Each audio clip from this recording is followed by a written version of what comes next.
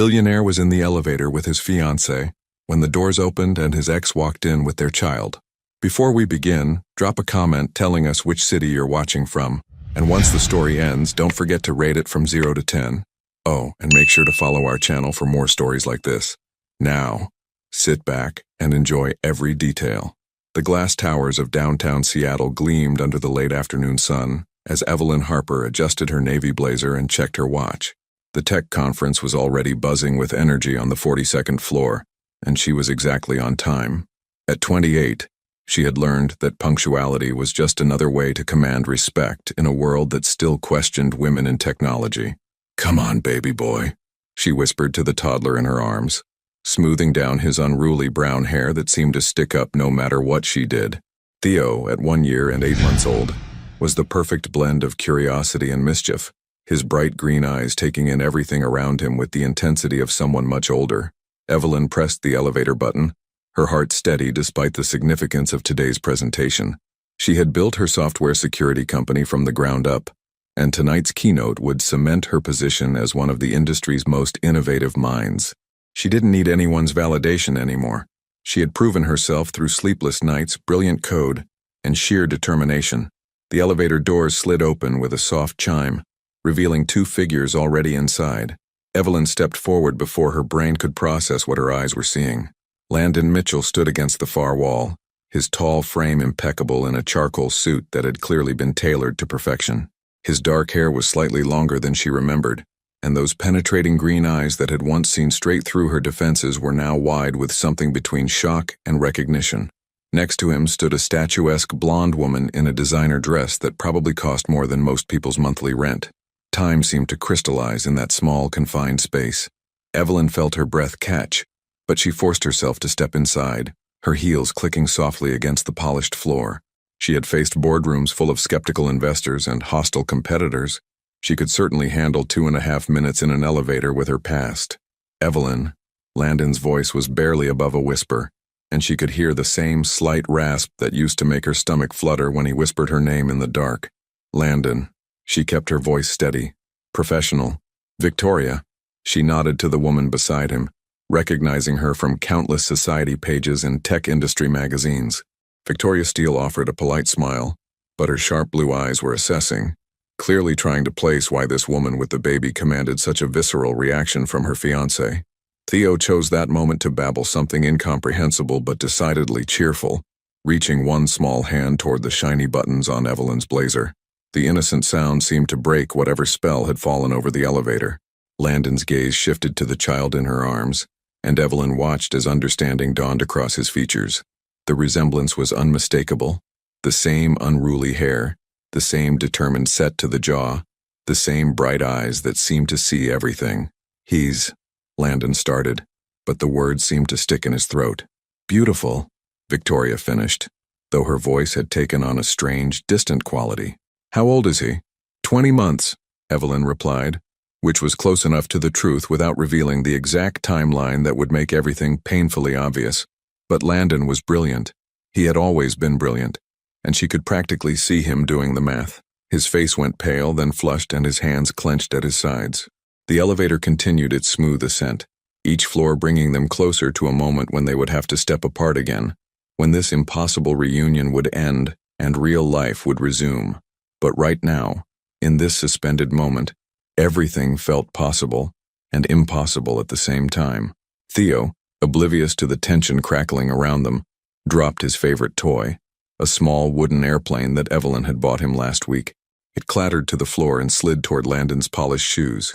Without thinking, Landon crouched down and picked up the toy, his movements careful and deliberate.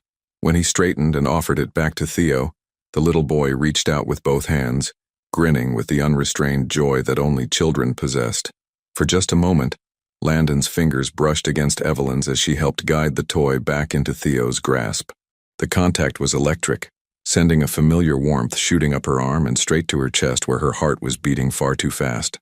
"Thank you," she managed, her voice softer than she had intended. The elevator chimed again. 40th floor, 41st, 42nd. Victoria cleared her throat delicately. "Darling, we should—" The doors opened with mechanical precision, revealing the bustling conference space beyond. People in expensive suits mingled with champagne glasses and business cards, their conversations creating a hum of ambient noise that seemed to belong to a different world entirely. Evelyn stepped toward the exit, then paused. Some impulses were too strong to ignore, and some moments demanded honesty, no matter how complicated the consequences. She turned back to face Landon, whose green eyes were still fixed on her with an intensity that made her feel like they were the only two people in the world. "His name is Theo," she said quietly, just loud enough for him to hear over the conference noise. "Theo Mitchell Harper." The last part of the name hit Landon like a physical blow. His mouth opened slightly, but no words came out. Victoria's champagne flute trembled in her perfectly manicured hand. Evelyn didn't wait for a response. She stepped out of the elevator, her head held high and her son secure in her arms, leaving behind a silence so profound it seemed to echo long after the doors slid shut. But as she walked toward the registration table, she could feel Landon's gaze following her, and she knew with absolute certainty that their story was far from over. The conference reception buzzed around Evelyn like white noise as she tried to focus on the conversation with potential investors. Theo sat contentedly in his portable high chair beside her, occasionally clapping his hands when the ambient chatter grew particularly animated.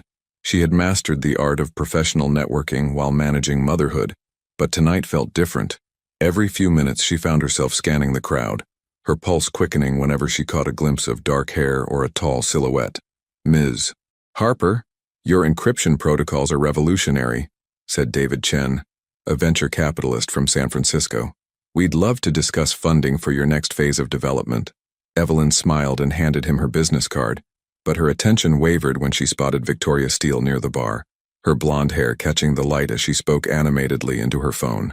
There was no sign of Landon. "Mama," Theo babbled, holding up a piece of the organic snack she'd packed for him. His green eyes sparkled with innocent joy, completely unaware that his entire world might be about to shift. "That's right, baby," she murmured, smoothing his hair. "You're such a good boy." 20 minutes later, she excused herself from the networking circle and made her way toward the ladies' room, needing a moment to collect her thoughts. The hallway was quieter, lined with floor-to-ceiling windows that offered a stunning view of Elliott Bay. She was adjusting Theo's position in her arms when she heard footsteps behind her. "Evelyn." She turned slowly, her heart already recognizing the voice before her eyes confirmed what she knew. Landon stood a few feet away, his usually perfect composure cracked around the edges. His tie was slightly loosened and she could see the tension in his jaw. "Where's Victoria?" she asked, proud of how steady her voice sounded. "Taking calls, planning damage control for whatever story the media might spin about tonight." He took a step closer, his eyes never leaving her face. "I needed to talk to you. Alone." Theo chose that moment to reach toward Landon, his small hand opening and closing in the universal baby gesture for pick-me-up. Evelyn felt her chest tighten at the instinctive way her son seemed drawn to this man he'd never met. "He doesn't know you," she said softly, more to herself than to Landon. "But he's mine." It wasn't a question. Landon's voice was rough with emotion. "Those eyes, the way he holds his head, God, Evelyn, why didn't you tell me?" She shifted Theo to her other arm, buying herself time. "Because you made it clear that your future didn't include me. You were building an empire, remember? No distractions, no complications. You were never a distraction." The words came out fierce, almost angry.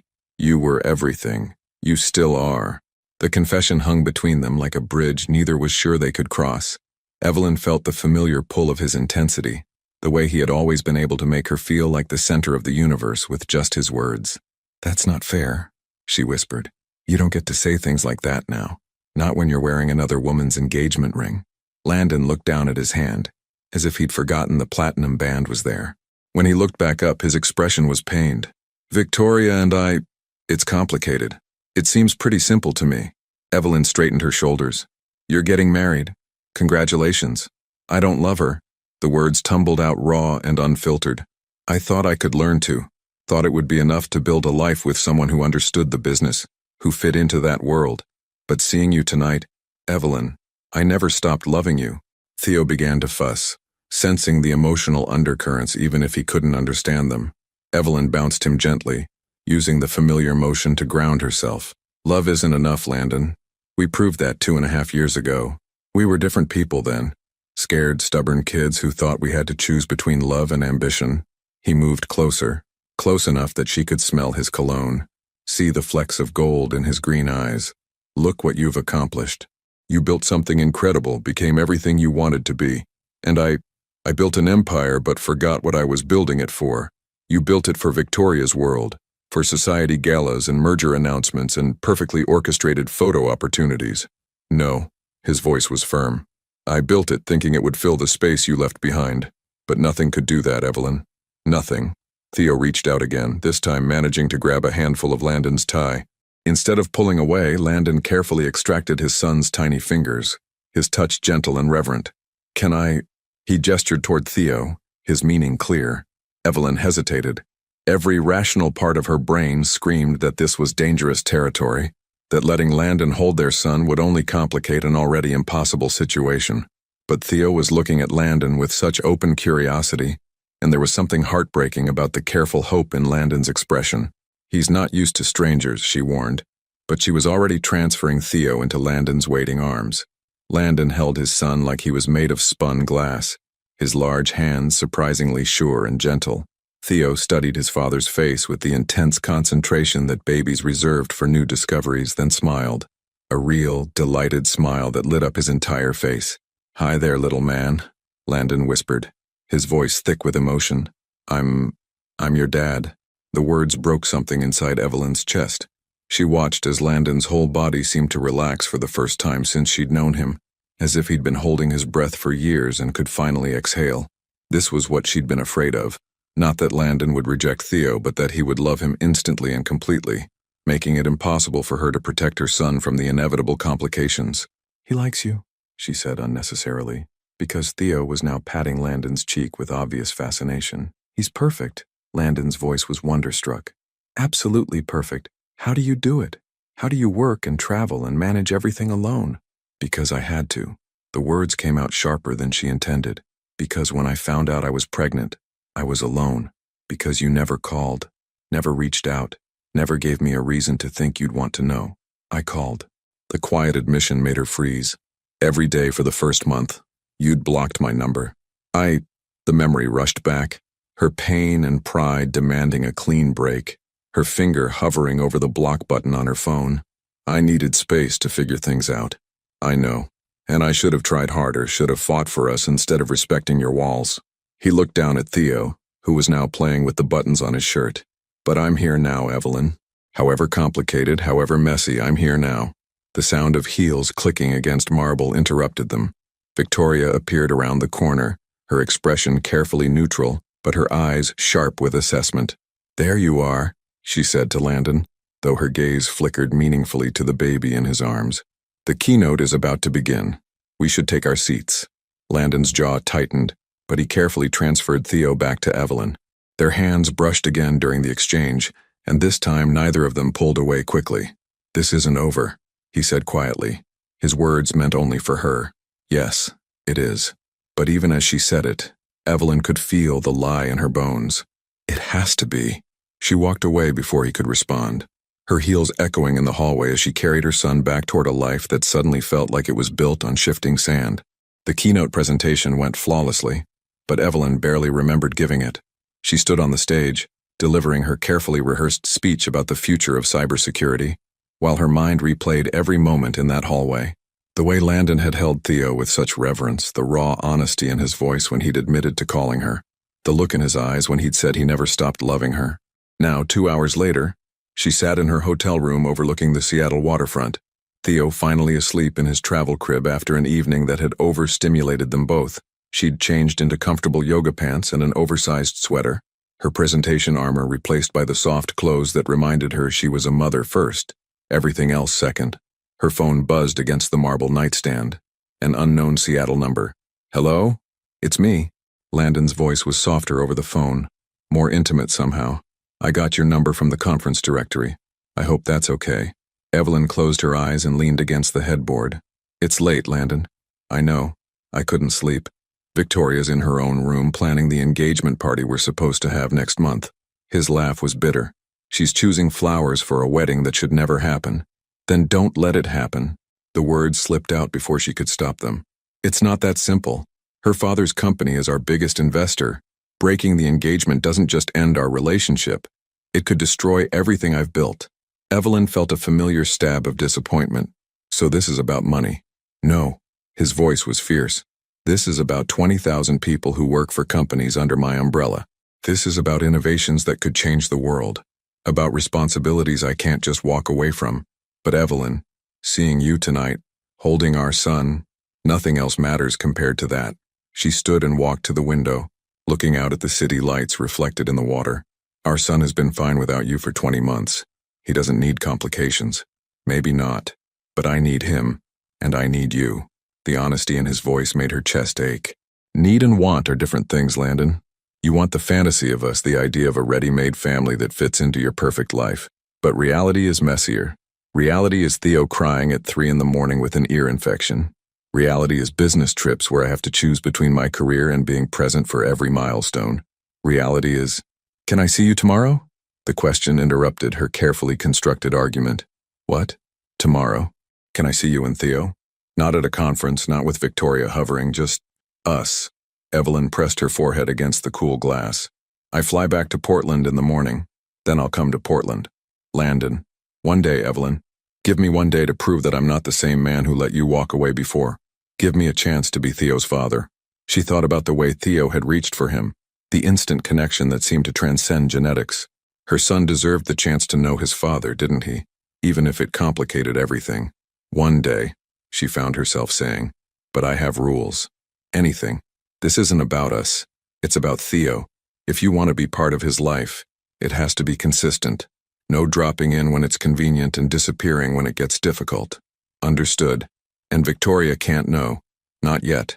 Not until you figure out what you really want. There was a long pause. She already suspects. Suspects what? That Theo is mine. She's not stupid, Evelyn. She saw the way I looked at him, the way he looks like me. She's been making calls all evening, trying to find information about you. A chill ran down Evelyn's spine. Victoria Steele had the resources and connections to make Evelyn's life very complicated if she chose to. What kind of information? Your company's financial records, investor lists, client contracts. She's looking for leverage. Leverage for what? To make sure you stay out of our lives permanently. Evelyn sank into the chair by the window, suddenly feeling exhausted. Maybe she's right. Maybe I should. Don't you dare. Landon's voice was sharp. Don't let her scare you away. I won't let her hurt you or Theo. How can you protect us when you can't even break up with her? The question hung in the air like a challenge. Evelyn could hear traffic in the background on his end, the sounds of the city that never quite slept. I'm working on it, he said finally. There are contracts, legal obligations, board meetings that need to happen, but I'm working on it. How long? I don't know. Weeks, maybe months. That's too long. Evelyn's voice was firm. I won't let Theo get attached to someone who might disappear again. I won't let myself get attached either. You already are attached. His voice was gentle but certain. I could see it tonight. The way you looked at me when I held him. You felt it too, didn't you? That rightness, like we were always meant to be a family. She had felt it. That was the problem. For just a moment watching Landon hold their son, she'd seen a future she'd convinced herself was impossible. A future where Theo had both parents, where she didn't have to carry every burden alone, where love was enough to overcome practical obstacles. But love hadn't been enough before. Send me your address, Landon said. I'll drive down tomorrow morning. Landon, please, let me try to be the man you both deserve. Evelyn looked over at Theo's crib, where her son slept peacefully, completely trusting that she would make the right decisions for both of them. The weight of that responsibility had never felt heavier. Okay, she whispered. But if you hurt him, if you make promises you can't keep, I will make sure you never see him again. I understand. Do you? Because this isn't a game, Landon. This is my son's heart we're talking about. He's already been through enough upheaval in his short life. What do you mean? Evelyn hesitated, then decided he deserved the truth. I was sick when he was born. Really sick. Complications from the pregnancy that lasted months. Theo spent his first few weeks thinking his grandmother was his mother because I was in and out of the hospital so much. Evelyn, his voice was stricken. Why didn't you call you and say what? Hi, remember me? The woman you couldn't commit to? Well, surprise, you have a son and I might die, so could you please rearrange your empire-building schedule to help raise him? Yes, exactly that. The simple response caught her off guard. You would have come. I would have dropped everything. Hospital bedside vigils, middle-of-the-night feedings, diaper changes, doctor appointments, all of it. I would have been there for all of it. Tears stung her eyes, and she was grateful he couldn't see them. Well, it's too late for that now. It's not too late for tomorrow. She closed her eyes, feeling the familiar tug-of-war between hope and self-preservation. Tomorrow is just one day. Tomorrow is a beginning.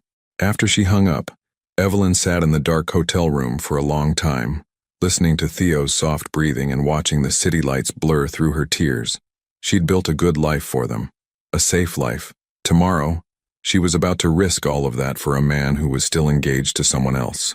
But as she finally drifted off to sleep, she couldn't stop thinking about the way Landon had whispered, "Hi there, little man," to their son, like he'd been waiting his whole life for that moment. The doorbell rang at exactly 9 o'clock, and Evelyn's heart jumped despite her attempts to stay calm.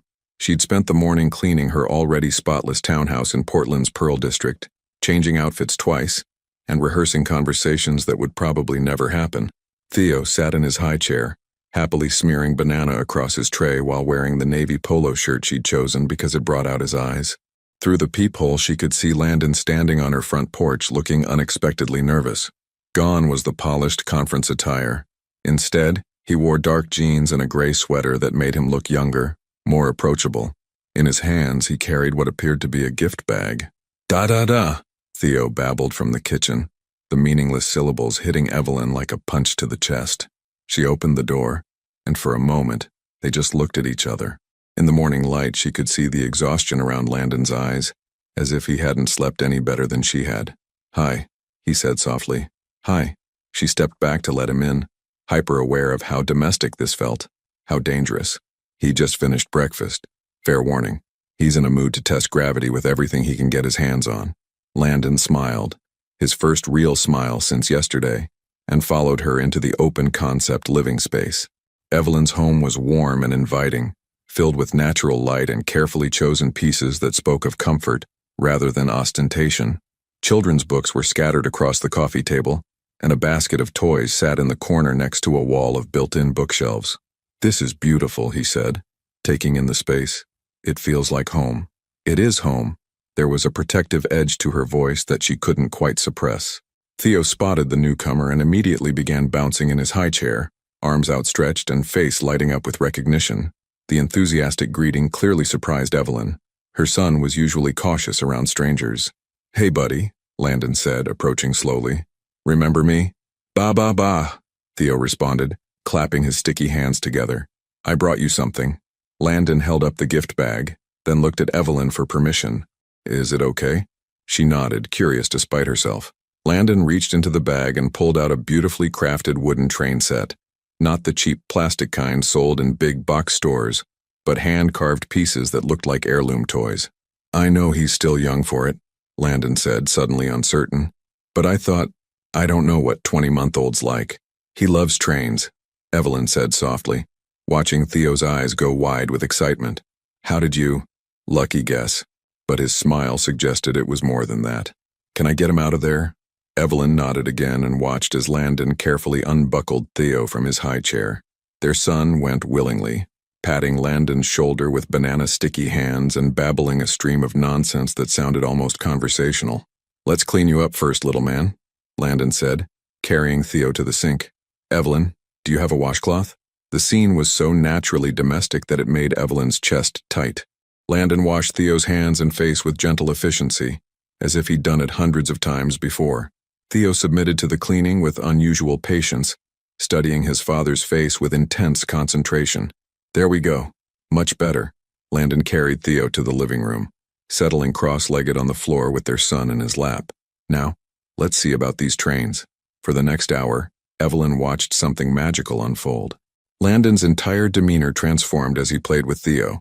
The careful businessman disappeared, replaced by someone patient and silly and completely devoted to making a toddler laugh. He built elaborate train tracks across her hardwood floors, complete with sound effects and dramatic crashes that sent Theo into fits of giggles. "He's never this engaged with strangers," Evelyn said, settling on the couch with her coffee. "Usually he needs time to warm up to people." "Maybe it's not strange to him," Landon replied, helping Theo stack wooden blocks into an increasingly precarious tower. "Maybe some connections are just natural." The tower fell with a satisfying crash, and Theo clapped with delight before immediately starting to rebuild. Persistent, Landon observed. I wonder where he gets that from. Definitely not from me, Evelyn said dryly, earning a laugh from Landon that made her stomach flutter in ways she'd almost forgotten. Her phone buzzed with a text message. The name on the screen made her blood run cold. Victoria Steele. We need to talk. I know about the baby. Portland in 2 hours. Evelyn's face must have shown her panic because Landon immediately looked up from the trains. What is it? She showed him the phone. His jaw tightened as he read the message, and she watched his protective instincts kick in. She can't just show up here, he said, his voice low and fierce. This is your home. She's resourceful. If she wants to find me, she'll find me. Evelyn set the phone aside with shaking hands. Maybe it's better to get this over with. No. Landon carefully moved Theo to his playmat and stood up. I won't let her intimidate you. You're not in a position to stop her, Landon. You're still engaged to her. The reminder hit its mark. Landon ran his hands through his hair, looking more frustrated than she'd ever seen him. I've been trying to find a way out that doesn't destroy everything I've built, but she's not making it easy. Every conversation we have, she finds new ways to remind me what I'd be giving up. Maybe you should listen to her. The words came out more bitter than Evelyn intended. Maybe a ready-made family isn't worth losing your empire. Don't say that. Landon knelt in front of her chair, taking her hands in his. Don't you dare doubt what this means to me. Evelyn, I would give up everything. Every company, every dollar, every connection to be with you and Theo. The only reason I'm trying to find another way is because I want to be able to provide for you both, to give Theo every advantage. He doesn't need advantages. He needs stability. He needs parents who choose him over everything else. Then let me choose him. Let me choose both of you. Theo chose that moment to crawl over to them, pulling himself up on Landon's leg with a determined expression. Without hesitation, Landon scooped him up, and Theo immediately snuggled against his chest with a contentment that made Evelyn's heart ache. Look at him, Landon whispered. He knows, Evelyn. Somehow he knows I'm his father. She could see it too. The way Theo relaxed in Landon's arms, the way he kept touching Landon's face as if memorizing it. Her independent, cautious son had never bonded with anyone this quickly, not even with her own father. 2 hours, she said, checking her phone again. Victoria will be here in 2 hours, and she's going to try to tear apart everything good about today. Then we don't waste the time we have. Landon stood, still holding Theo. Show me everything. His room, his favorite books, his bedtime routine. Show me how to be his father. The next 90 minutes passed in a blur of ordinary moments that felt extraordinary. Landon changed his first diaper with surprising competence, read Goodnight Moon with theatrical flair that made Theo giggle, and learned that their son's favorite game was peekaboo played with increasingly elaborate hiding spots. But as the clock ticked closer to Victoria's arrival, tension crept back into the room like a gathering storm. I should go, Landon said reluctantly, watching Theo toddle around the living room with single-minded determination. I don't want to make this harder for you. Running away won't solve anything. Evelyn's voice was steadier than she felt. She's coming here because she knows about Theo, which means she's already made her decision about what she wants to do with that information. What do you think she wants? Before Evelyn could answer, the doorbell rang. They both froze and Theo looked up from his toys with curious eyes. I guess we're about to find out, Evelyn said, smoothing her sweater and walking toward the door that would either open to their future or destroy it completely. Victoria Steele stood on Evelyn's doorstep like a designer-clad storm cloud, her platinum blonde hair perfectly styled despite the 2-hour drive from Seattle. She wore a cream-colored coat that probably cost more than most people's cars, and her blue eyes were sharp with calculated assessment as they swept over Evelyn's more casual attire. Ms. Harper. Her voice was crisp, professional. Thank you for agreeing to see me. I didn't agree to anything, Evelyn replied, but she stepped aside to let Victoria enter. Behind her, she could hear Theo's happy babbling and the sound of wooden trains rolling across hardwood floors. Victoria's gaze immediately found Landon, who had risen from the floor where he'd been playing with Theo. The sight of her fiancé in domestic bliss with another woman and child created a crack in her composed facade, so brief that someone less observant might have missed it. Darling, she said to Landon, her tone carrying just a hint of steel beneath the endearment. I thought you were handling business meetings in Portland today. Change of plans, he replied, moving protectively closer to where Theo was still playing, oblivious to the tension crackling through the room. Victoria's attention shifted to the toddler, and Evelyn watched her take in every detail: the unruly dark hair, the green eyes, the determined set of the jaw that was unmistakably Mitchell. When Theo looked up and grinned at the new visitor with his father's charming smile, Victoria's mask slipped entirely. "He's beautiful," she said, and for a moment her voice carried genuine emotion. "How old did you say he was?" 20 months, Evelyn answered carefully. 20 months. Victoria's smile was sharp as a blade. "Which would make him conceived around— when was it you two broke up? February of 2023? The mathematical precision of the question hung in the air like an accusation. Evelyn felt her protective instincts surge. "What exactly are you implying?" "I'm not implying anything. I'm stating a fact." Victoria settled gracefully into the armchair across from the couch, crossing her legs with deliberate elegance. "Your son is Landon's child. The resemblance is undeniable, and the timeline fits perfectly." Landon moved closer to Evelyn, his presence both comforting and concerning. "Victoria, this isn't necessary." "Oh, but it is." Victoria's laugh was crystalline and cold. "You see, Evelyn, I've done my research. Your company, while innovative, is still relatively small. Your investors are cautious. Your contracts are project-based, and your financial stability depends entirely on maintaining your reputation in a very competitive field." The implicit threat was unmistakable. Evelyn felt ice form in her stomach, but she kept her voice steady. And I could destroy all of that with a few well-placed phone calls." Victoria examined her perfectly manicured nails. "Technology is such an insular industry, isn't it? Word travels fast when someone's professional judgment comes into question." "You're threatening her." Landon's voice was dangerously quiet. "I'm protecting our future," Victoria corrected. "The future we've planned, the merger we've announced, the life we've built together. I won't let one night of nostalgia destroy everything we've worked toward." Evelyn's anger finally overrode her caution. "One night? Is that what you think this is?" "Isn't it?" Victoria's smile was predatory. "Landon tells me your relationship ended badly years ago. He's moved on, built an empire, found someone who complements his ambitions, and now, conveniently, you reappear with a child, hoping to cash in on his success. Get out." Evelyn's voice was low, but fierce. "Get out of my house right now.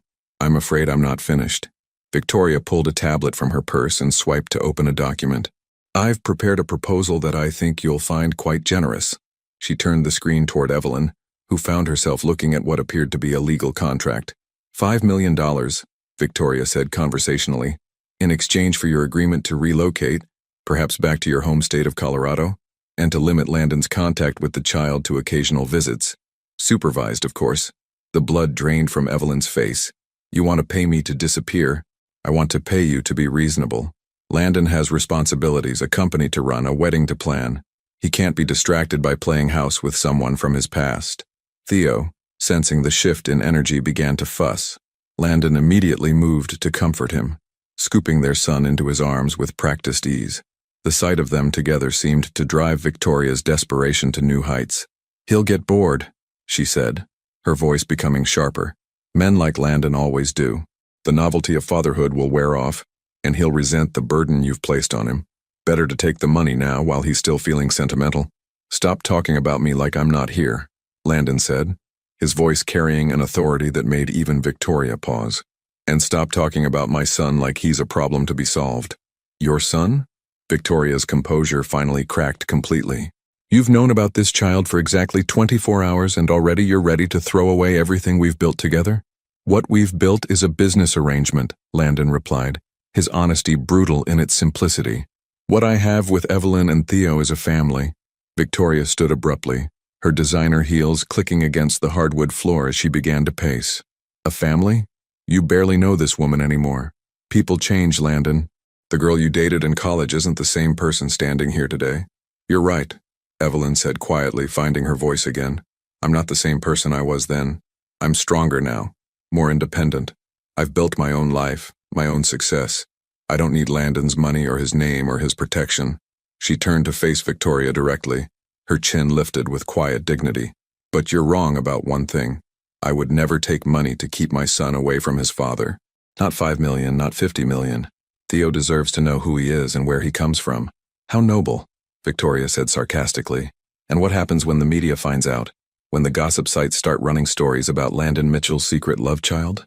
When our investors start questioning his judgment and stability, then they'll learn the truth, Landon said, settling Theo more comfortably in his arms. That I'm a man who takes responsibility for his actions and loves his family. Your family? Victoria's voice rose to a pitch that made Theo whimper. I'm your family. We're getting married in 3 months. We've planned a life together. We've planned a merger, Landon corrected. We've never planned a family. The words hit Victoria like a physical blow. For a moment, her perfectly crafted mask fell away completely, revealing something raw and vulnerable underneath. I could have given you children, she whispered, but you didn't want them.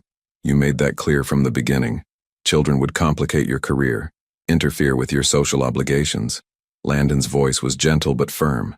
There's nothing wrong with that choice, Victoria, but it's not the choice I want anymore. Victoria stared at him for a long moment, then at Evelyn, then at Theo, who was now reaching toward a toy train that had rolled under the coffee table. When she spoke again, her voice was controlled but carried an undertone of steel. I won't make this easy for you, she said to both of them. The engagement announcement has been made. The board expects this merger. If you think you can just walk away without consequences, you're both more naive than I thought. What kind of consequences? Evelyn asked, though she dreaded the answer. Victoria's smile was sharp enough to cut glass. Did you know that Steel Industries holds the patents on 3 of the security protocols your little company uses? Did you know that our legal team has been looking for reasons to challenge those licensing agreements? The threat was clear and devastating. Evelyn's company depended on those protocols. Losing access to them would essentially destroy her business overnight. You can't do that, she said, but her voice lacked conviction. I can do whatever is necessary to protect my interests. Victoria picked up her purse and coat, preparing to leave. You have 48 hours to consider my offer. After that, I'll assume you've chosen to fight this battle, and I promise you, both of you, that you'll regret that choice. She was halfway to the door when Theo suddenly called out, Mama! His little arms were outstretched toward Evelyn, and there was something so trusting, so innocent about the gesture that it stopped Victoria in her tracks. For just a moment, Evelyn thought she saw longing in the other woman's eyes, longing for something real and uncomplicated, something that couldn't be bought or negotiated or strategically planned. But the moment passed, and Victoria's expression hardened again. 48 hours, she repeated, and walked out into the gray Portland afternoon, leaving behind a silence that felt heavier than words. The silence that followed Victoria's departure was deafening. Evelyn stood frozen by the window, watching the black sedan disappear down her tree-lined street, while Landon held Theo close, murmuring soft reassurances to their son who had picked up on the tension in the room. She's not bluffing, Evelyn said finally, her voice barely above a whisper. Those patents. My entire security framework is built on technology her father's company developed. If she pulls those licenses, your company would be finished. Landon's voice was grim with understanding. Evelyn nodded, sinking onto the couch as the full weight of Victoria's threat settled over her. 5 years of work. 12 employees who depend on their jobs, clients who trust me to protect their data. She laughed bitterly. All destroyed because I fell in love with the wrong man and had his baby. Don't say that. Landon settled Theo in his playpen and moved to sit beside her. Don't you dare say loving me was wrong, or that Theo was a mistake. Wasn't it? Tears she'd been holding back finally spilled over. Look where it's gotten us. You're trapped in an engagement to a woman who's willing to destroy innocent people to get what she wants. And I'm about to lose everything I've built because I was stupid enough to hope for 5 minutes that we could have a normal family. Landon reached for her hands, but she pulled away, standing and walking to the other side of the room. The physical distance felt safer than the comfort he offered. Maybe Victoria's right, Evelyn continued, her voice growing stronger with resolve. Maybe this is about nostalgia and convenience. Maybe I should take her money and move back to Colorado. Start over somewhere she can't touch me. You don't mean that, don't I? Evelyn turned to face him, her eyes blazing with a mixture of anger and heartbreak. What's the alternative, Landon? You break off your engagement, lose your company, and we all end up broke and bitter? At least if I take the money, Theo will be financially secure. I won't let you sacrifice yourself for my mistakes. Landon stood as well, his jaw set with determination. There has to be another way. What way? You said yourself that breaking the engagement would destroy everything you've built. Your investors, your employees, your innovations, all of it depends on Steel Industries' backing. Landon was quiet for a long moment, staring out at the gray Portland sky. When he spoke, his voice was thoughtful, almost calculating. What if it doesn't? What do you mean? What if there's a way to separate my companies from steel industries without destroying them? He turned back to her, and she could practically see his brilliant mind working through possibilities. Victoria said the board expects the merger, but what if I could give them something better? Like what? Like independence. Like growth that doesn't depend on her father's money or influence. His excitement was building, the way it used to when he'd stumbled onto a breakthrough solution. I've been so focused on playing by their rules, on maintaining relationships and keeping investors happy, that I forgot what made me successful in the first place, which was taking risks, building something from nothing, creating value instead of just shifting money around. He moved to his laptop bag and pulled out his phone, already scrolling through contacts. I need to make some calls. Landon, wait. Evelyn's voice stopped him.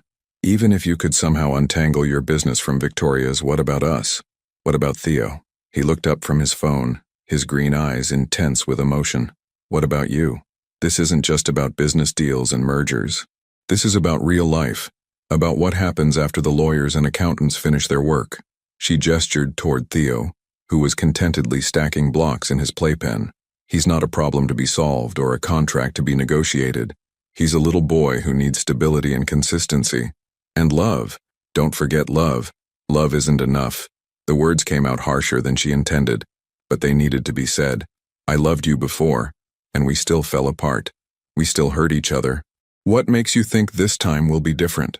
Landon set his phone aside and moved toward her slowly, as if approaching a wounded animal. Because we're different people now. Because we've both learned what it means to lose something precious. Because now we have Theo, and he deserves parents who fight for their family instead of running from it.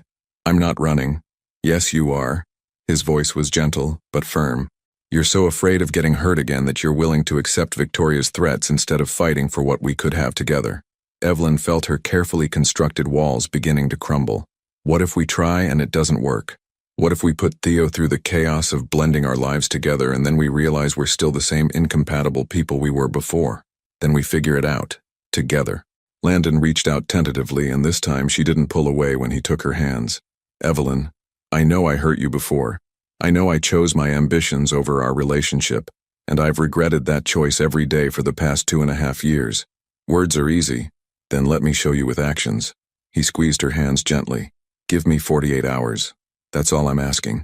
48 hours to prove that I can protect you and Theo, that I can untangle the mess I've made, and that I'm ready to put our family first. And if you can't, then I'll go with you to Victoria's lawyers. I'll make sure you get everything you need to start over somewhere safe, and I'll accept whatever visitation arrangement you think is best for Theo. The offer was more generous than she'd expected, more painful too, because it meant he was willing to lose them if it meant protecting them. Theo's babbling from his playpen interrupted the heavy moment. He was holding up a wooden train, offering it to them with the generous spirit that only children possessed. The simple gesture reminded them both of what they were really fighting for.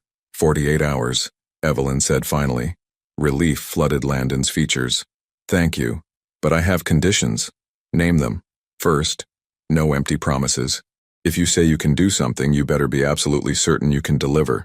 I won't get Theo's hopes up only to disappoint him later. Agreed. Second, if this doesn't work, if Victoria destroys my company or your board revolts or any of a dozen other things go wrong, we don't blame each other. We focus on what's best for Theo and move forward as co-parents. Nothing more. The last condition clearly pained him, but he nodded. Understood. And third, she hesitated, then forced herself to continue. If we're going to try this, if we're really going to see if we can be a family, then we do it honestly.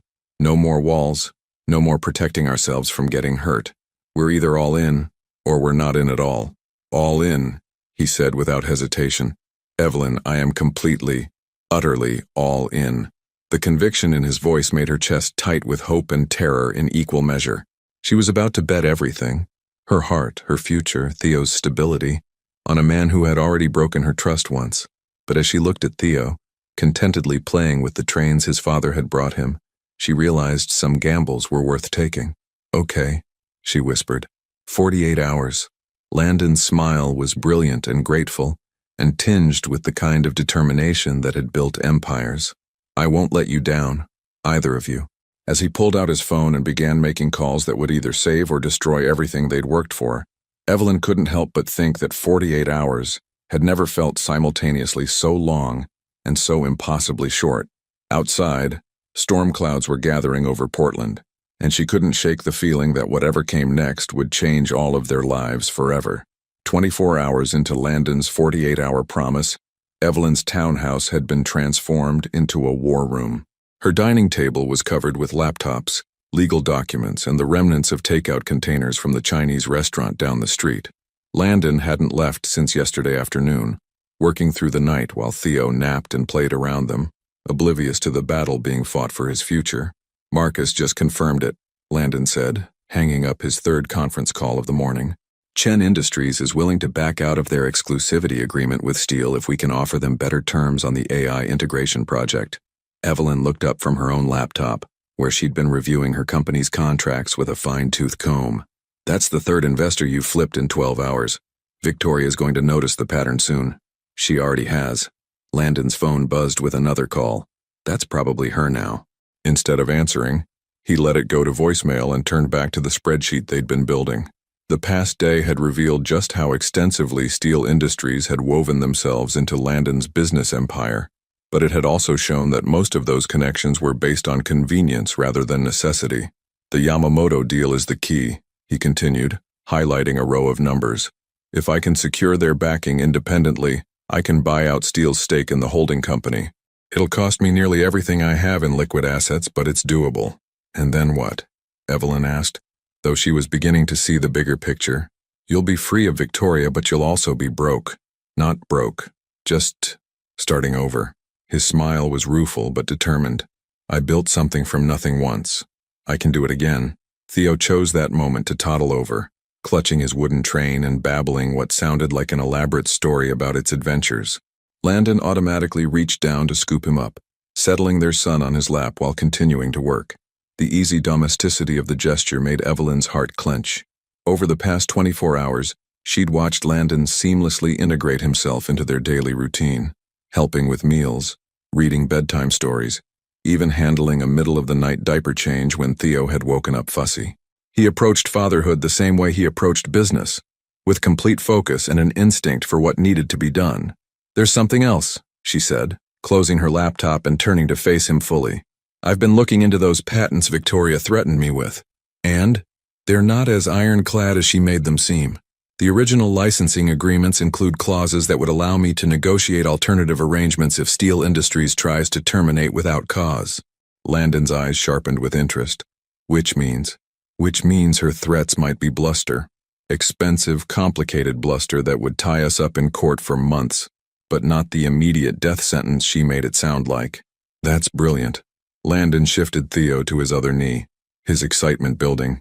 If we can neutralize her leverage over your company while I extract myself from Steel Industries, we might actually have a chance at this. Evelyn finished the thought, feeling a cautious optimism she'd been afraid to acknowledge. Their planning was interrupted by the doorbell. Through the front window, they could see a delivery truck parked outside, and Evelyn's stomach dropped as she realized what this might be. I'll get it, Landon said, but she was already moving toward the door. The delivery required a signature, and the return address confirmed her fears. Steel Industries Legal Department. The envelope was thick, official, and ominous. Let me see it, Landon said as she closed the door. Inside was a formal cease and desist letter, demanding that Evelyn's company stop using any technology covered by Steel patents within 72 hours or face immediate legal action. But more disturbing was the second document, a motion for emergency custody evaluation, claiming that Evelyn was an unfit mother who was exposing her child to unstable and potentially dangerous situations. She's going after Theo, Evelyn whispered, the papers shaking in her hands. She's actually trying to take my son away from me. Landon's face went white as he read over her shoulder. This is insane. She can't seriously think a judge would. She doesn't have to win, Evelyn interrupted, the full scope of Victoria's strategy becoming clear. She just has to tie me up in legal proceedings long enough to destroy my business and drain my resources. And if she can plant enough doubt about my parenting. Theo, sensing the shift in mood, began to fuss in Landon's arms. Automatically, both parents moved to comfort him, but the legal documents remained like a poison between them. We need a lawyer, Landon said, The best family attorney in Portland. With what money? Evelyn's voice was bitter. I've already spent most of my savings trying to keep the company afloat during the slow season. And if she succeeds in pulling those patents, then we use my money. Landon, if you liquidate everything to buy out Steel Industries, you won't have money for lawyers either. They stared at each other across the dining table, the weight of impossible choices settling over them like a shroud. Outside, the Portland rain had started again, drumming against the windows with increasing intensity. Landon's phone rang. This time he answered. Mitchell. Even from across the room, Evelyn could hear Victoria's voice, sharp and satisfied. I trust you've received my gifts by now. Victoria, this has gone too far. Going after Evelyn's parental rights? That's not protecting your interests. That's vindictive. It's strategic. Ms. Harper clearly can't provide a stable environment for that child while she's wrapped up in legal battles and financial ruin. I'm simply ensuring that the boy's welfare is protected. By trying to take him away from his mother. By making sure he's placed somewhere appropriate while the adults sort out their messy personal lives. Victoria's voice was cold, businesslike. Of course, all of this unpleasantness could be avoided if Ms. Harper reconsidered my original offer. I might even be persuaded to increase it to $7 million, given the additional complications. Evelyn snatched the phone from Landon's hand before he could respond. This is Evelyn. The woman herself. I trust you're beginning to understand the situation more clearly now. What I understand is that you're willing to traumatize an innocent child to get what you want. What kind of person does that?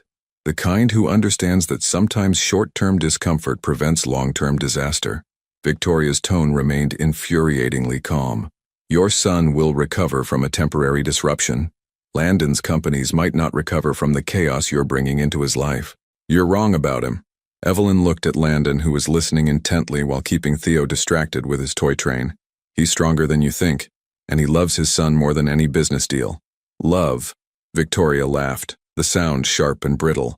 How wonderfully naive. Love doesn't pay employees' salaries or fund research and development. Love doesn't protect people from hostile takeovers or market crashes. No, but it gives you something worth protecting those things for. The line was quiet for a long moment. When Victoria spoke again, her voice carried a strange note that Evelyn couldn't quite identify. You really believe that, don't you? You actually think love conquers all. I think love makes the fight worthwhile. Another pause. Longer this time. In the background, Evelyn could hear the sounds of an expensive restaurant, clinking glasses and polite conversation. 24 hours. Victoria said finally. That's how long you have before I file additional motions that will make today's documents look gentle. 24 hours to take the money and walk away, or I will systematically destroy everything you've built and everyone you care about. The line went dead. Evelyn set the phone down with hands that trembled only slightly. Across the room, Landon was watching her with a mixture of admiration and concern. 24 hours, she told him. Then we better get to work. He stood, settling Theo in his playpen with practiced ease, then moved to his laptop with the focused intensity she remembered from their college days. His fingers flew across the keyboard as he pulled up files, made calculations, sent messages to contacts around the world. What are you doing? Calling in every favor I've ever earned, he said without looking up. Victoria thinks she holds all the cards, but she's forgotten something important. Which is? Landon looked up then, his green eyes bright with determination and something that looked like love. She's forgotten that some things are worth losing everything for. As the Portland afternoon darkened into evening, they worked side by side, racing against Victoria's countdown clock and fighting for a future that seemed to slip further away with each passing hour. But for the first time since this nightmare began, Evelyn allowed herself to hope that love might actually be enough, if they were brave enough to bet everything on it. The Multnomah County Courthouse in downtown Portland buzzed with Monday morning activity. As Evelyn walked through the metal detectors, Theo's car seat heavy in one hand and a worn leather briefcase in the other. She'd barely slept in the 18 hours since Victoria's final ultimatum, but her mind was sharp with purpose. Landon walked beside her, his usually perfect appearance showing signs of their marathon weekend. His tie slightly askew, shadows under his eyes, but his jaw set with unwavering determination. Ms. Harper? A woman in a navy suit approached them in the lobby. I'm Jennifer Chen, your attorney. We spoke on the phone last night. Evelyn shook the lawyer's hand, grateful that Landon's contacts had managed to secure them representation on such short notice. Jennifer Chen had a reputation for being brilliant and ruthless in family court. qualities they desperately needed. The emergency hearing is in 20 minutes, Jennifer continued, as they made their way to the elevator. I've reviewed all the documents Victoria Steele filed, and I have to be honest. She's playing dirty, but she's playing smart. The allegations about instability and endangerment are carefully worded to sound serious without being easily disprovable. What are our chances? Landon asked. Better than they were yesterday thanks to the materials you provided. Jennifer smiled grimly. Financial records showing Miss Harper's business stability, character references from clients and colleagues, medical records proving excellent care for Theo. It all helps. But the real game changer is what you discovered about Ms. Steele's motivations. They exited the elevator on the 3rd floor, where the hallways hummed with the business of family court. Evelyn caught sight of Victoria near the courtroom entrance, surrounded by what appeared to be an army of expensive lawyers. She looked immaculate as always, her blonde hair in a perfect chignon, her cream-colored suit clearly custom-tailored. When their eyes met across the corridor, Victoria's smile was sharp as a blade. Remember, Jennifer murmured as they approached the courtroom, this is about Theo's best interests. Whatever she throws at you in there, stay calm and focus on being the mother you are, loving, capable, and protective. Inside the courtroom, Theo sat quietly in his car seat, playing with his wooden train and occasionally babbling to himself. His innocent presence seemed to highlight the absurdity of the proceedings. How could anyone look at this happy, healthy child and claim his mother was unfit? Judge Patricia Hoffman took the bench promptly at 9 o'clock. She was a woman in her 60s with silver hair and sharp eyes that suggested she'd seen every family court drama imaginable. This is an emergency hearing regarding the petition filed by Victoria Steele, requesting temporary custody evaluation of minor child Theodore Harper, Judge Hoffman announced. Ms. Steele, your attorney may proceed. Victoria's lead attorney, a man whose suit probably cost more than most people's monthly salary, stood and launched into a carefully crafted argument about Evelyn's alleged instability. He painted a picture of a single mother overwhelmed by business pressures, making reckless decisions that exposed her child to dangerous situations. Specifically, the volatile relationship with Landon Mitchell. Your Honor, the attorney continued, Ms. Harper has thrust this innocent child into the middle of a complicated business dispute involving millions of dollars and powerful interests. The child has been present during heated confrontations and has been used as a pawn in Ms. Harper's attempts to manipulate Mr. Mitchell. Evelyn felt anger rise in her chest, but Jennifer's firm hand on her arm reminded her to stay composed. Furthermore, the attorney said, pulling out a tablet, we have evidence that Ms. Harper's business is in serious financial jeopardy due to patent violations. She is facing lawsuits that could result in bankruptcy, leaving her unable to provide adequate care for the child. Objection, Jennifer said, rising smoothly. The financial claims are speculative and irrelevant to Ms. Harper's parenting abilities. Sustained, Judge Hoffman ruled. Stick to facts relevant to the child's welfare counselor. When it was Jennifer's turn, she stood with quiet confidence. Your Honor, this case is not about child welfare. It's about a woman using the legal system as a weapon in a personal dispute. Victoria Steele is engaged to marry Mr. Mitchell, the father of Ms. Harper's child, and she views this family as a threat to her financial interests. Jennifer gestured toward Evelyn and Theo. Look at this child, Your Honor. He is clearly healthy, happy, and well cared for. His mother has provided excellent medical care, educational opportunities, and a stable, loving home. The only instability in his life has been introduced by Ms. Steele's attempts to separate him from his family. Your Honor, Jennifer continued, we have evidence that Ms. Steele offered Ms. Harper $7 million to relocate and limit the father's contact with his son. This isn't about protecting a child. This is about buying one. A murmur rippled through the courtroom. Victoria's perfectly composed mask flickered for just a moment. Do you have proof of this alleged offer? Judge Hoffman asked. Jennifer nodded.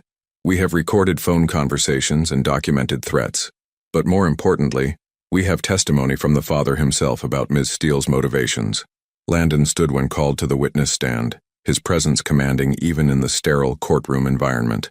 Under Jennifer's questioning, he methodically dismantled Victoria's narrative, explaining how she had threatened Evelyn's business as leverage, how she had tried to use money to separate him from his son, and how her actions were motivated by protecting a business merger rather than child welfare. Mr. Mitchell, Jennifer asked, in your observation, has Ms. Harper ever done anything that endangered your son's well-being? Never, Landon said firmly. Evelyn is an exceptional mother. She's patient, devoted, and incredibly protective of Theo. Every decision she makes is based on what's best for him. And what is your intention regarding your relationship with your son? To be his father in every way that matters, to support him and his mother, to be present for every milestone, and to provide the stable family environment he deserves, even if that means sacrificing your business relationship with Ms. Steele? Landon looked directly at Victoria when he answered, especially if it means that. Victoria's attorney tried to damage Landon's credibility during cross-examination, but his answers remained steady and consistent. When Evelyn took the stand, she spoke with quiet dignity about building her business while raising Theo alone, about the challenges and rewards of single motherhood, and about her hopes for Theo's future. Ms. Harper, Victoria's attorney asked during his cross-examination, isn't it true that your relationship with Mr. Mitchell ended badly years ago due to irreconcilable differences? Yes, Evelyn admitted, but we're different people now. We've both grown up. And you don't think bringing the instability of a rekindled romance into your child's life poses risks? Evelyn thought carefully before answering. The only instability my son has faced recently has come from people who are trying to keep his family apart. Love doesn't create instability. It creates security. When all the testimony was complete, Judge Hoffman called a brief recess to review the evidence. Evelyn sat in the hallway, holding Theo while he napped against her shoulder, drawing comfort from his warm weight and peaceful breathing. You did great in there, Landon said softly, settling beside her on the uncomfortable courthouse bench. Did we do enough? Before he could answer, Victoria approached them. Her legal team hung back, giving her space for what appeared to be a private conversation. Ms. Harper, she said, her voice lacking its usual sharp confidence. Might I speak with you privately? Evelyn looked at Landon, who nodded reluctantly. They moved to a quiet alcove near the windows where Victoria stood for a long moment just watching Theo sleep. He's beautiful, she said finally. Peaceful. What do you want, Victoria? Victoria was quiet for another moment, then surprised Evelyn by sitting down on the bench beside her. Without her army of lawyers and power suits as armor, she looked smaller, more human. I want to know what it feels like, Victoria said quietly. What feels like? To love someone more than your own ambitions. To look at a child and know you'd give up everything to protect them. Victoria's voice was almost wondering. I've spent my entire life building walls, making strategic alliances, protecting my interests. I thought love was just another kind of weakness. Evelyn studied the other woman's profile, seeing something vulnerable beneath the polished surface. It's not weakness, it's the opposite. I know that now. Victoria turned to look at her directly. Watching Landon these past few days, seeing how he changed the moment he held your son, I realized I've never inspired that kind of devotion in anyone. I've never felt it myself. Victoria, I'm dropping the custody petition, Victoria said abruptly, and the patent threats. All of it. Evelyn felt her breath catch. Why? Victoria's smile was sad but genuine. Because some things are more important than winning. And because that little boy deserves parents who love him more than they fear losing. When they returned to the courtroom, Victoria's attorney stood to address the judge. Your Honor, my client wishes to withdraw all petitions and dismiss this case. She has reconsidered the evidence and concluded that the child's best interests are served by remaining with his mother. Judge Hoffman looked skeptical but pleased. Very well. Case dismissed. Ms. Harper, your son will remain in your custody. As they left the courthouse an hour later, Evelyn felt like she could breathe fully for the first time in days. Theo was awake now, babbling happily, and reaching for the pigeons that strutted across the courthouse steps. I can't believe it's over, she said. It's not over, Landon corrected, taking her free hand in his. It's just beginning. They walked toward his car, their future uncertain, but theirs to decide. And for the first time in years, that felt like enough. 3 weeks after the courthouse victory, Evelyn's townhouse had returned to its peaceful rhythm, but everything felt different now. The dining table was no longer covered with legal documents and crisis management plans. Instead, it held the remnants of a family breakfast. Theo's colorful blocks and Landon's laptop where he'd been working remotely, more often than not. The Yamamoto deal closed this morning, Landon announced, looking up from his screen with a tired but satisfied smile. I'm officially free of Steel Industries. Evelyn paused in loading the dishwasher, a plate halfway to its destination. Free but broke? Free and starting over, he corrected, closing the laptop and moving to help her with the dishes, but with the best possible motivation. Theo, who had been contentedly destroying a tower of blocks, suddenly stood and toddled over to Landon with his arms outstretched. Over the past 3 weeks, their son had developed an obvious preference for his father's company, often crying when Landon left for meetings and lighting up like sunshine when he returned. Da da da da, Theo babbled, the syllables getting closer to an actual word each day. I think he's trying to say daddy, Evelyn observed, watching Landon scoop up their son with the natural ease that still surprised her.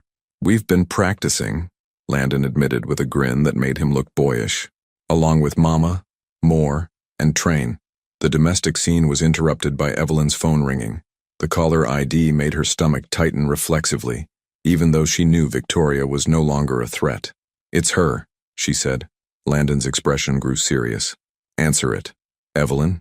Victoria's voice was different, softer, less polished. I hope I'm not calling at a bad time. It's fine. What can I do for you? I wanted to let you know that I'm moving to London.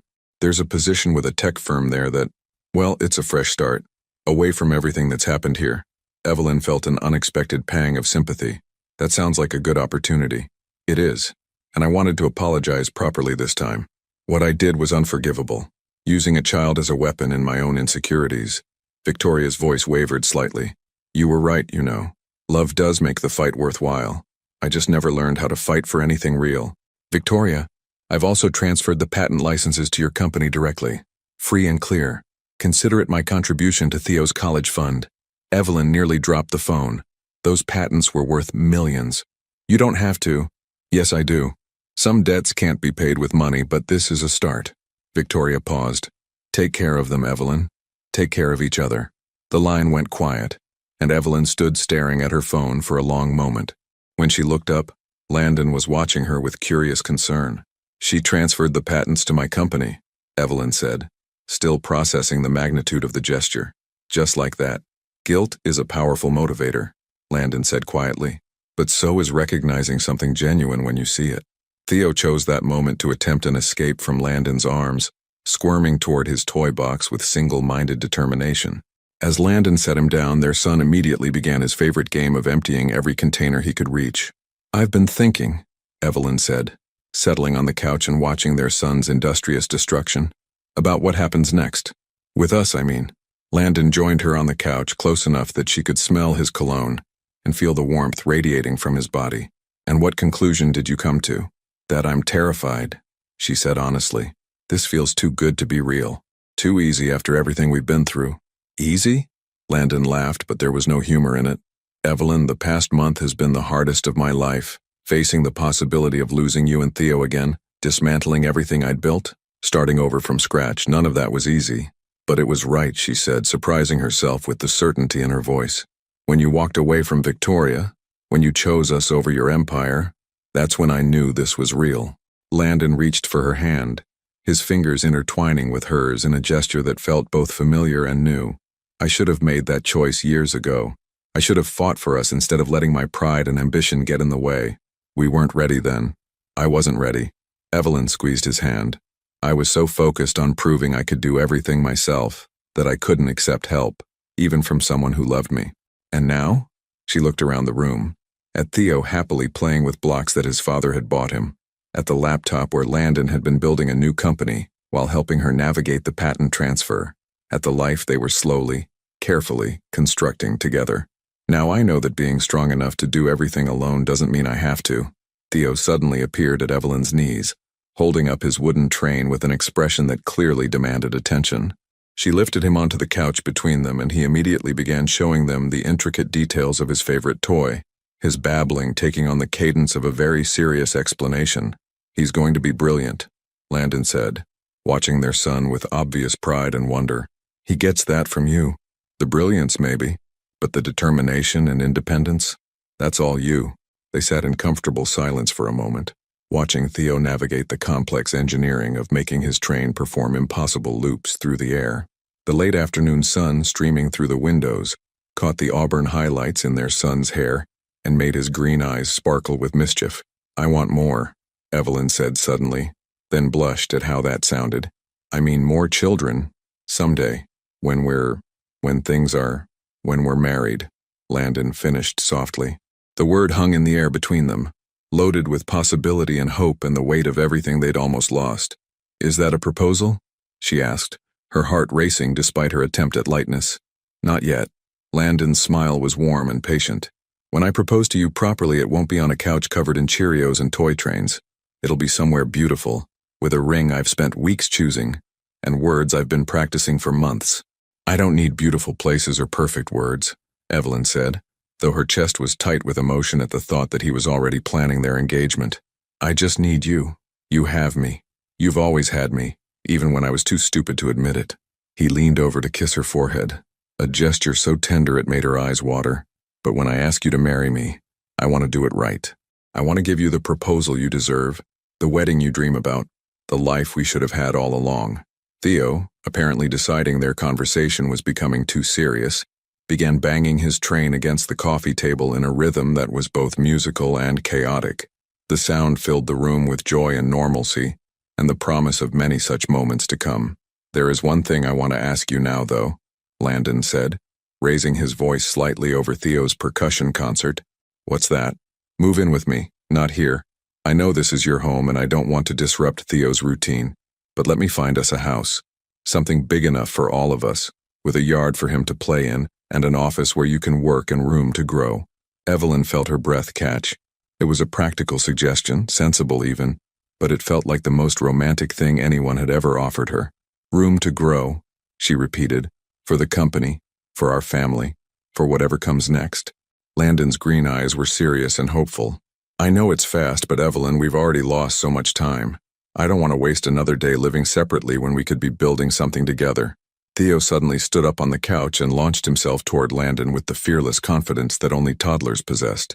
Landon caught him easily, their son's delighted laughter filling the room as they tumbled backward in an impromptu wrestling match. Watching them together, her past and her future, the love she'd lost and found again, Evelyn felt something settle into place in her chest. This was what she'd been fighting for without knowing it, what she'd been building toward through every difficult decision and sleepless night. "Yes," she said, and both of them looked at her with matching expressions of curious hope. "Yes to what?" Landon asked, settling Theo more securely in his lap. "Yes to the house. Yes to building something together. Yes to room to grow." She smiled, feeling lighter than she had in years. "Yes to all of it." Landon's answering smile was brilliant and grateful, and full of promises for the future. Theo clapped his hands as if he understood the significance of the moment, his joyful babbling providing the perfect soundtrack for their new beginning. 6 months later, the house in Portland's Laurelhurst neighborhood was everything Landon had promised and more. The craftsman-style home sat on a tree-lined street where neighbors actually knew each other's names, with a wraparound porch perfect for morning coffee, and a backyard where Theo could chase butterflies and learn to throw a ball. Evelyn's home office occupied the sunny room on the second floor, overlooking the garden where she could watch their son play while working on her rapidly expanding cybersecurity contracts. It had taken 3 months to find the perfect house and another 2 to make it feel like home. But now, as Evelyn stood in the kitchen preparing Theo's breakfast while coffee brewed and NPR provided gentle background commentary, she couldn't imagine living anywhere else. "Daddy!" Theo shouted from his high chair, the word clear and unmistakable now. "Daddy, Daddy, Daddy!" "I hear you, buddy," came Landon's voice from the hallway, followed by the sound of his footsteps on the hardwood stairs. He appeared in the kitchen doorway, his hair still damp from the shower and his tie hanging loose around his neck. "Good morning, beautiful," he said, dropping a kiss on Evelyn's forehead before moving to ruffle Theo's hair. Their son, now 26 months old and full of opinions, immediately began regaling his father with a detailed account of his morning activities in the rapid-fire toddler speak that somehow made perfect sense to both parents. "He says the trucks outside woke him up, but he wasn't scared because he knew we were here," Evelyn translated, setting Theo's bowl of cut strawberries on his tray. "Is that right?" Landon asked Theo seriously. "And what else happened this morning?" "Mama sing," Theo announced proudly, then launched into his own off-key version of the lullaby Evelyn had been humming while getting dressed. "Your mama has a beautiful voice," Landon agreed, his eyes warm as they met Evelyn's across the kitchen, just like everything else about her. The easy intimacy of the moment still caught Evelyn by surprise sometimes. 6 months of shared mornings and bedtime routines, of navigating toddler tantrums and celebrating first words, of building both a business and a relationship from the ground up. It had created a foundation stronger than anything she'd imagined possible. "I have to drive up to Seattle today," Landon said, straightening his tie. "Final meeting with the investors about the AI security integration. We should know by tonight whether Chen Industries is moving forward with full partnership." "That's huge," Evelyn said, feeling the familiar flutter of excitement and pride. Landon's new company had grown faster than anyone expected, built on innovation and integrity rather than financial manipulation. "You've worked so hard for this." "We've worked hard for this," he corrected. "Your security protocols are what made the whole project possible." It was true. Their companies had become naturally intertwined over the past months, complementing each other's strengths and filling in weaknesses. Evelyn's boutique cybersecurity firm provided the specialized expertise that Landon's broader technology ventures needed, while his business development skills had helped her expand beyond her wildest projections. "Daddy go?" Theo asked with the heartbreaking expression he'd perfected for occasions when his father had to travel. "Just for the day," Landon promised, crouching beside the high chair. "I'll be back for dinner, and we can work on that puzzle we started yesterday. Promise?" "Promise." Landon held out his pinky finger, and Theo hooked his own tiny finger around it with the solemnity of a sacred vow. 2 hours later, Evelyn was deep in code when her phone rang. The caller ID made her smile. Sarah Martinez, her college roommate and closest friend, calling from Denver. "Please tell me you're sitting down," Sarah said without preamble. "Hello to you too. And yes, I'm sitting. Why? Because I just saw the most gorgeous engagement ring in the window of Morrison's jewelry, and the sales associate told me someone from Portland put it on hold yesterday with very specific instructions about sizing and timing." Evelyn's hands froze over her keyboard. "Sarah, Morrison's is the most exclusive jewelry store in Denver, Evie. The ring I saw probably cost more than my car, and the sales associate said the buyer was very particular about the setting. Vintage Art Deco, emerald cut diamond, platinum band with small accent stones. How do you even know? Because I may have pretended to be interested in a similar style and asked very detailed questions." Sarah's voice was smug. "Also, the buyer left specific instructions that it should be ready for pickup this weekend." Evelyn felt her heart start racing. "This weekend is Theo's second birthday." "Exactly. Oh, Evie. He's going to propose at the birthday party, isn't he? In front of everyone who loves you both? You don't know that." Evelyn protested, but her voice lacked conviction. "Maybe it's for someone else. Maybe. Maybe you should stop overthinking this and start planning what you're going to wear when the man you love asks you to marry him." After Sarah hung up, Evelyn sat staring at her computer screen without seeing the code displayed there. The possibility of a proposal had been dancing around the edges of their relationship for months. Subtle hints, meaningful glances, conversations that seemed to approach the subject before veering away into safer territory. But a proposal at Theo's birthday party, surrounded by the people who had become their chosen family, it would be perfect. The day passed in a blur of distracted productivity. Evelyn found herself checking her phone constantly, jumping every time it rang, and mentally cataloging the guest list for tomorrow's party. Her parents were flying in from Colorado, Landon's business partner Marcus and his family, several neighbors who had become friends, and Sarah, who had mysteriously decided she needed to visit Portland this weekend. When Landon returned home that evening, he was practically vibrating with excitement. "We got it," he announced the moment he walked through the door. "Full partnership, 18-month development timeline, and complete creative control over the security architecture." "That's incredible." Evelyn threw her arms around him, genuinely thrilled despite her distraction. "I'm so proud of you." "Proud of us," he corrected, spinning her around the kitchen while Theo clapped and giggled from his play area. "This is going to change everything, Evie. We'll be able to expand both companies, hire more people, maybe even open an office in Seattle."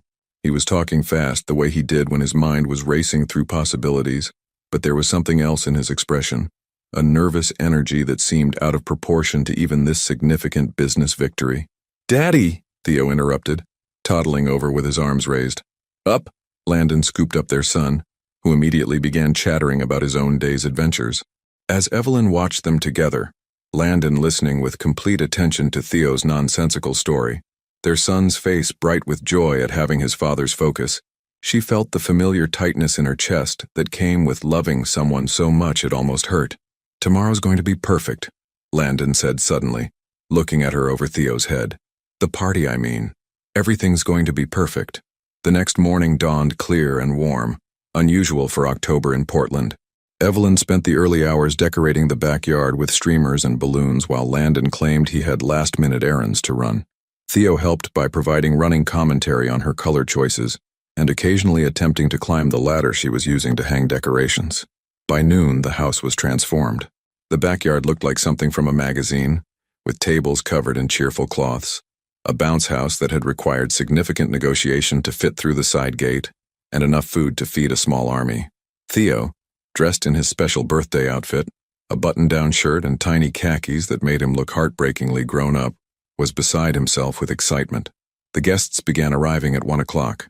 Evelyn's parents, who had fallen completely in love with both Landon and their grandson over the past 6 months, came bearing gifts that were probably too expensive and definitely too numerous. Marcus and his wife brought their twin daughters, who immediately claimed Theo as their honorary little brother and whisked him away to explore the bounce house. "You look nervous," Sarah observed, appearing at Evelyn's elbow with a knowing smile. "I'm fine," Evelyn lied, smoothing her carefully chosen dress, a navy blue wrap dress that brought out her eyes and made her feel both elegant and comfortable. "Uh-huh. And that's why you've rearranged the appetizer table 3 times in the past 10 minutes. Before Evelyn could respond, Landon appeared beside them, looking unfairly handsome in dark jeans and a white button-down shirt. But there was definitely something different about his energy, a barely contained excitement that made him seem almost electric. "Ladies," he said, kissing Sarah's cheek and then Evelyn's. "Everything looks incredible. Where did you disappear to this morning?" Evelyn asked. "Just picking up a few things." His smile was mysterious. "Nothing important." The party unfolded with the beautiful chaos that came with toddlers and extended family. Theo received enough presents to stock a toy store, demolished his dinosaur-themed birthday cake with enthusiastic efficiency, and charmed every adult present with his increasingly sophisticated vocabulary and irrepressible personality. As the afternoon stretched toward evening, Evelyn found herself watching Landon more closely. He seemed to be waiting for something, checking his phone occasionally and scanning the crowd as if looking for a particular moment. "Daddy, Daddy," Theo called out, running toward them with chocolate frosting still smeared across his cheek. "Play trains." "In a minute, buddy," Landon said, then looked around at their gathered friends and family. "Actually, I think this might be the perfect time." Evelyn's heart stopped. This was it.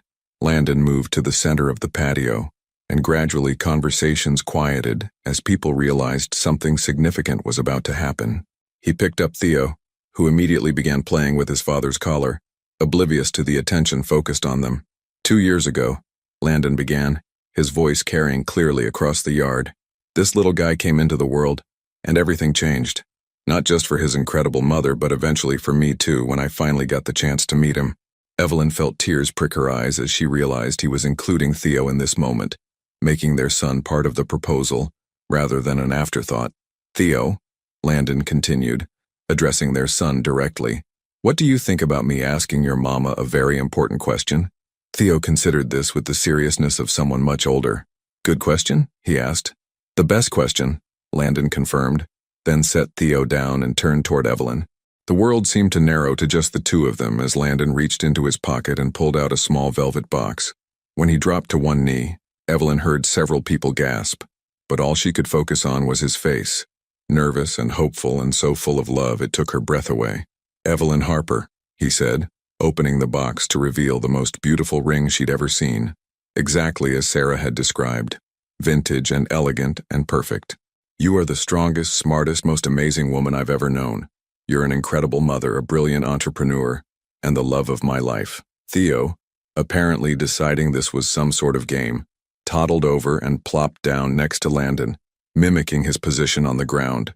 "You've given me the greatest gift possible in our son, and you've shown me what it means to put family first, to fight for what matters, to build something real and lasting." Landon's voice was steady but emotional. "I want to spend the rest of my life earning the privilege of being your partner, Theo's father, and hopefully the father of the children we'll have together." "Yes," Evelyn whispered, then louder. "Yes, of course, yes." The ring slid onto her finger like it had been made for her, which, given Landon's attention to detail, it probably had been. As he stood and pulled her into his arms, their friends and family erupted in cheers and applause. "Mama happy!" Theo announced, clapping his hands with delight as if he'd orchestrated the entire thing. Very happy, Evelyn confirmed, laughing through tears as Landon spun her around. When he set her down, they were immediately surrounded by congratulations and hugs and excited chatter about wedding planning. But in the middle of all the celebration, Evelyn caught Landon's eye and mouthed, "I love you. I love you too," he mouthed back, then scooped up Theo, who was demanding to see the pretty sparkles on his mother's finger.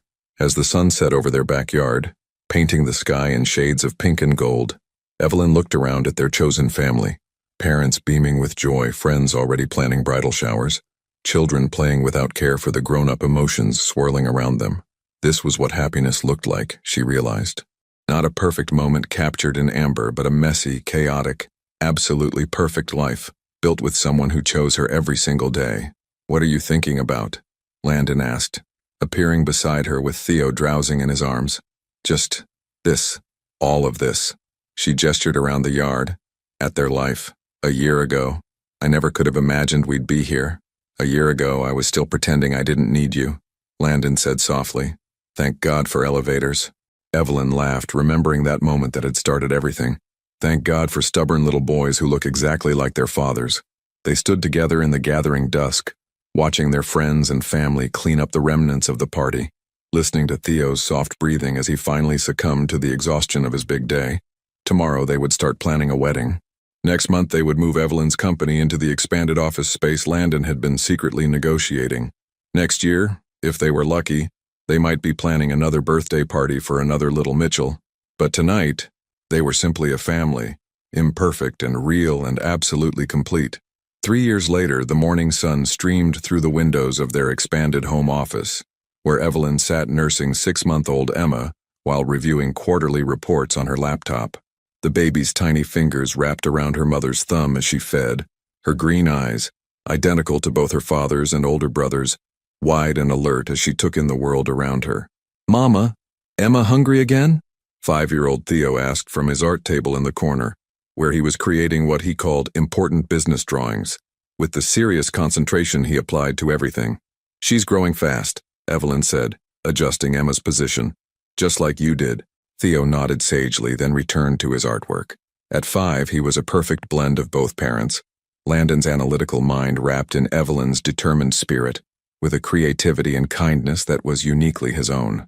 He spoke in complete sentences, asked questions that sometimes stumped the adults around him, and had appointed himself Emma's official protector and entertainment committee.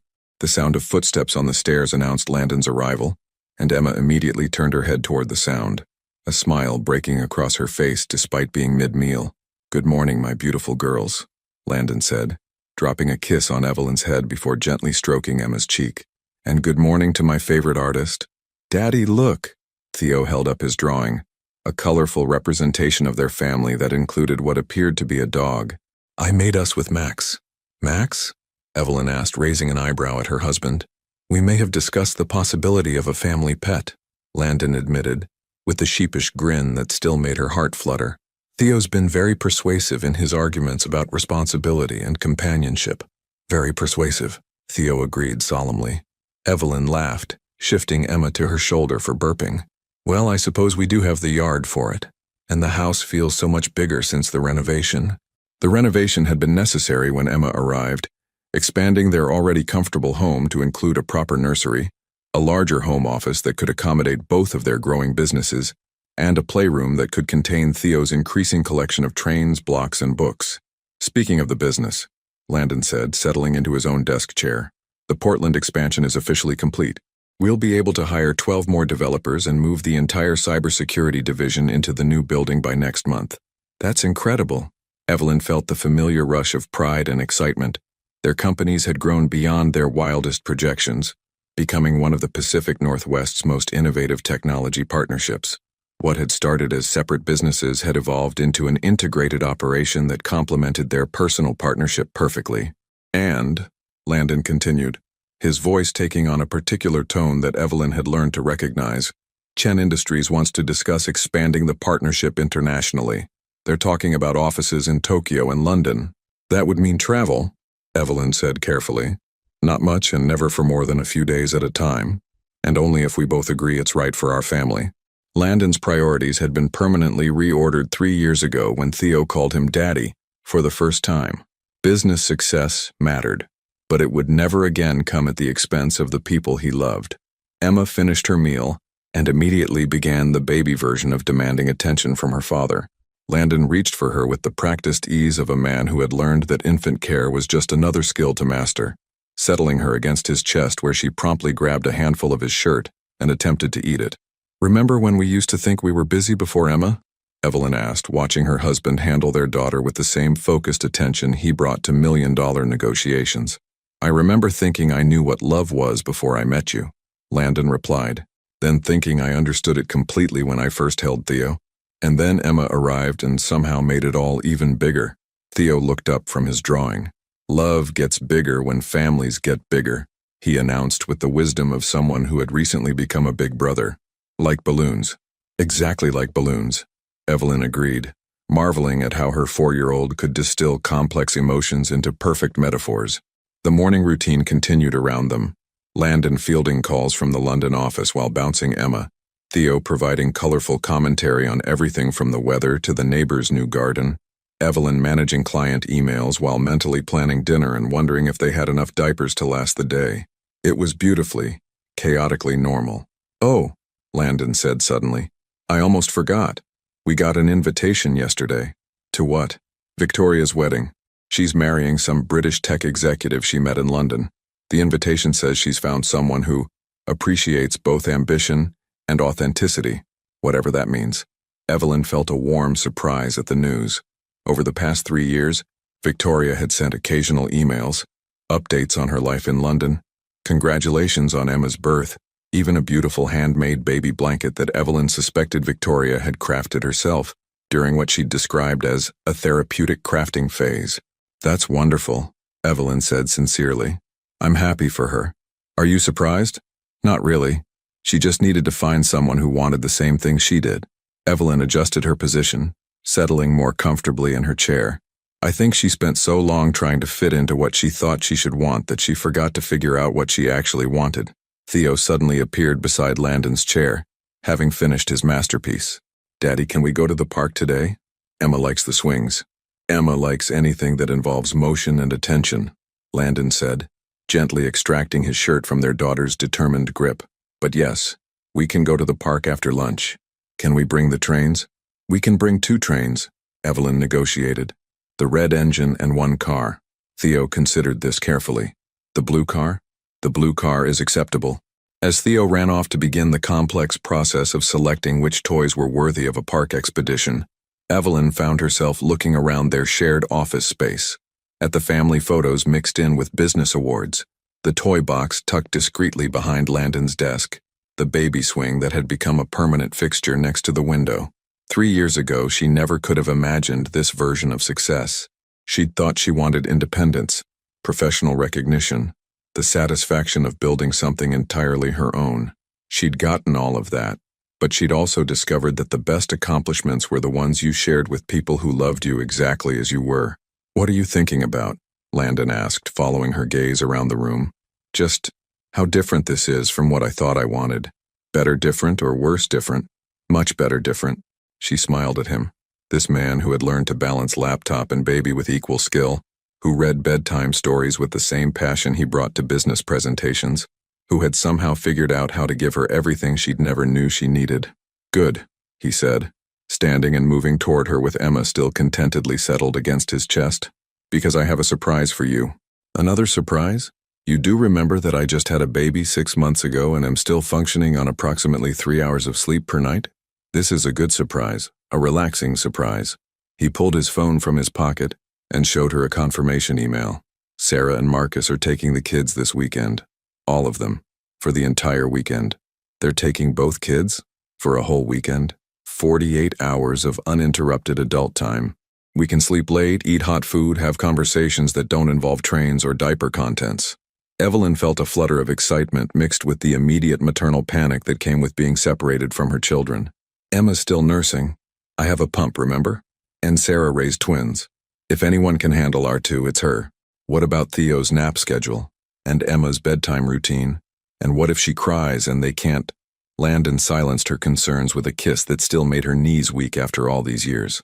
They'll be fine. We've taught them well, and they're resilient little people. Besides, when's the last time we had more than 3 consecutive hours alone? Evelyn tried to remember, and came up blank. Between building businesses and raising babies, their romantic time had been reduced to stolen moments between conference calls and exhausted cuddling after the kids were finally asleep. "What did you have in mind?" she asked. "That little bed and breakfast on the coast you mentioned. The one with the fireplace in the room and the restaurant that serves meals you eat with actual silverware. That sounds—" Evelyn paused as Emma began to fuss, the baby's internal clock indicating it was time for another feeding. "That sounds perfect." As if summoned by the prospect of romantic weekend plans, both children suddenly needed immediate attention. Theo appeared with a train-related emergency that required both parents to solve, while Emma escalated from fussing to the full-throated wail that meant serious business.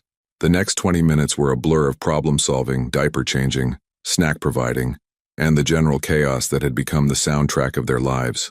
By the time both children were settled, Theo happily building an elaborate train track in the living room, Emma content with a fresh diaper and another feeding, Evelyn and Landon looked at each other across the kitchen with the shell-shocked expression of parents everywhere. 48 hours, Landon repeated. 48 hours, Evelyn agreed. But as she looked around at their beautiful, chaotic life, at the toys scattered across expensive hardwood floors, at the business awards hanging next to children's artwork, at the man who had learned to change diapers without missing a beat in important phone calls, she realized she wouldn't trade a single moment of the beautiful madness they'd created together. "Mama," Theo called from the living room. "Come see the bridge I made." "Coming," she called back, then looked at Landon with a smile that felt like sunshine. "Ready for another adventure? With you and them?" He gestured toward the living room where Theo's chatter mixed with Emma's contented baby sounds. "Always." They walked hand in hand toward their children, toward another day of the perfectly imperfect life they'd built from love, determination, and the courage to bet everything on each other. Outside, Portland was waking up to another beautiful morning, full of possibilities and challenges and the promise of everything good that could happen when you chose love over fear, family over everything else, and the beautiful unknown over the safety of what you thought you wanted. Some stories ended with happily ever after. This one was still being written, one ordinary, extraordinary day at a time. Years from now, when Theo and Emma are grown with families of their own, they'll look back on these early years as the foundation of everything they understand about love, commitment, and what it means to build something lasting with another person. Their parents' love story, from that first elevator encounter to this moment, reading bedtime stories and managing midnight feedings and finding joy in the beautiful chaos of family life, will be the standard against which they measure their own relationships.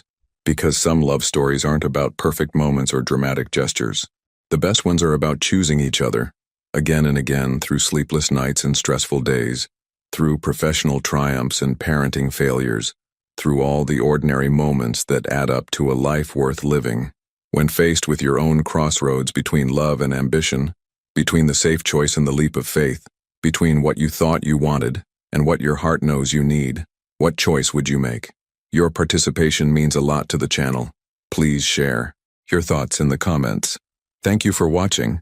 If you enjoyed the story, please subscribe to our channel and leave a comment below letting us know what you thought. Your feedback and support mean a lot to us. Stay tuned for more exciting stories.